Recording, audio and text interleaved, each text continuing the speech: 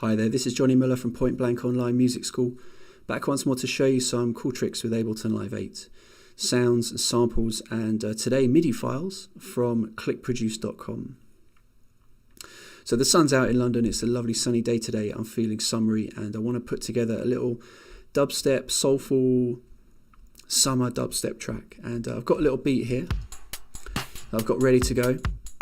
And I'm just going to bring in some music by way of a Midi file. And we looked at Midi files a couple of weeks ago when we looked at recreating a kind of acid line using a Midi focused bass line pack from ClickProduce. Today we're using Midi Keys Disco Fever. It's another pack of Midi files. If I go in here, I've got two folders, kits and loops. The loop folder just contains Midi files for all these individual instruments. And for instance, if I go into piano, just to help explain what a Midi file is, if I click on the Midi file and then just go down here, it says click to preview. Ableton's tone generator will play back the contents of that Midi file for me and just kind of show me what notes are in there, what the Midi file actually contains. So I can get a feel for what the melody is in these Midi files. So there's no music inside the Midi file, it's only Midi notes. And when we load a Midi file into Session View here in Ableton Live, I can then load an instrument onto that same track, which the Midi notes will trigger. I'm going to go back into the other folder though, which is kits. And these Midi files here are all designed to play together. So we've got one for the bass, one for the clav, one for the Rhodes, one for the strings. So I'm going to load in here the Rhodes one. And at the moment, if I double click on this, again, it's not going to actually play any sound because I don't have any instrument on that track yet. But there are the Midi notes. So when I do load an instrument onto this Midi track, these Midi notes will trigger that instrument.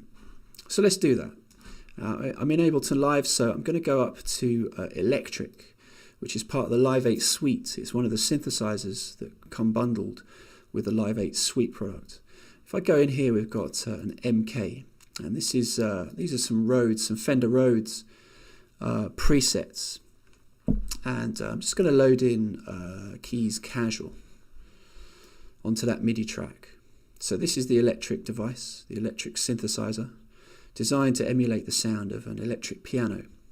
And now I've got my Midi file on that track. If I just press play on the Midi file, double click in. Now that Midi file is triggering sound from electric.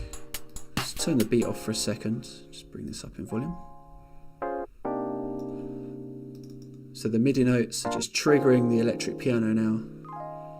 And if I wanted to, I could go in and tailor and shape the sound, or maybe change the preset I'm using at the moment with the hot swap function on Live. Every device has this little hot swap button that we can use to just change over the kits.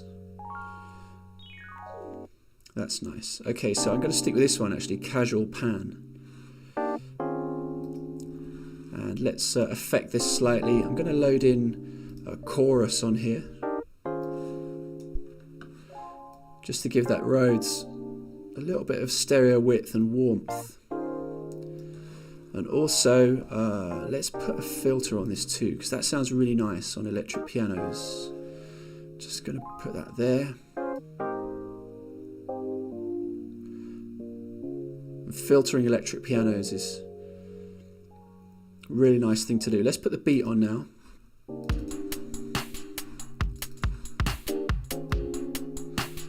So here I've got the startings of my track. Let's go back to Disco Fever, the Midi files. I'm going to pick this bass one up now. And let's load a bass instrument onto this Midi track. So back to Live Devices. I'm going to use analog for this. And how about the iBass? Let's pick that up, drag it on there. So now the bass clip is going to trigger this analog synth.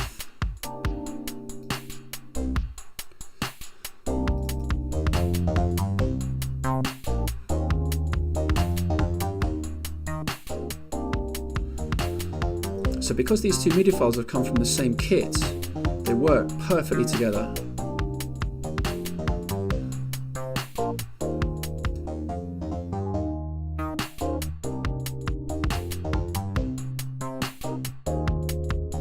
You can learn loads more stuff like this at pointblankonline.net, and I'll be back again next week with more tricks using Ableton Live 8 and sounds and samples and maybe even MIDI files from clickproduce.com. Peace.